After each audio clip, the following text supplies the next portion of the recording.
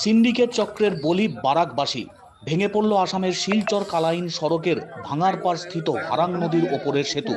Barack উপত্যকার মানুষের জন্য এক উদ্বেগজনক পরিস্থিতি তৈরি হয়েছে। সিন্ডিকেট চক্রের দৌরাত্ম্যে এবার সরাসরি ভাঙারপাড়ের হারাং নদীর সেতু ভেঙে পড়ল।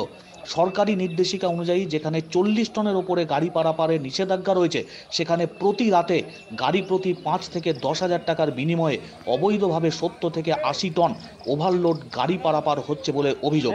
শেষ পর্যন্ত যা আশঙ্কা ছিল তাই ঘটল মধ্যরাত্রে। দুটি ওভারলোডেড লরি একসঙ্গে পার হওয়ার সময় আচমকা ভেঙে পড়ল শিলচর কালাইন সড়কের অন্যতম গুরুত্বপূর্ণ সংযোগকারী হারাং সেতু।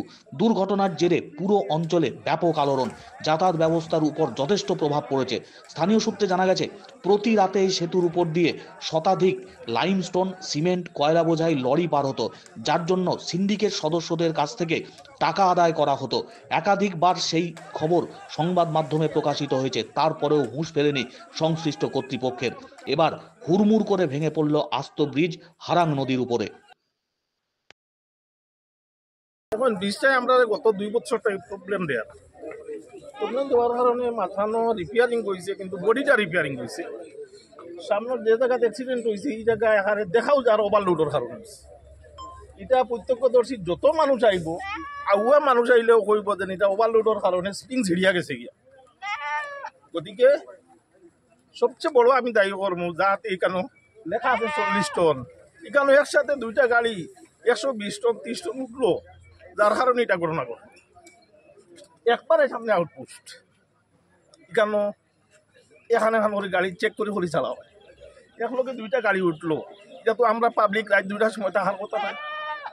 গতিকে আমি অনুরোধ করবো অতি সত্তর এখানে একটা দুলন ভুল দেব, যাতে বাইক যাইতে পারে, স্কুলের ছাত্রছাত্রী যাইতে পারে। দুলন ভুল বানাইতে সরকারের সময় লাগতো না, একটা দুলন ভুল দিয়া প্রবলেমটা সমাধান করে দেওয়া হোক। এখানে SDRF-এর নৌকা দেওয়া হয়েছে, এটা সামান্য, এটা তারা বড় ধরনের অ্যাক্সিডেন্ট হওয়ার সম্ভাবনা। বর্তমানে দুই সেতুর পাশে যান চলাচল সম্পূর্ণরূপে বন্ধ। বিকল্প পথে ট্রাফিক চালানোর উদ্যোগ নেওয়া হলেও সেই রাস্তাটি একেবারে সরু এবং ঝুঁকিপূর্ণ।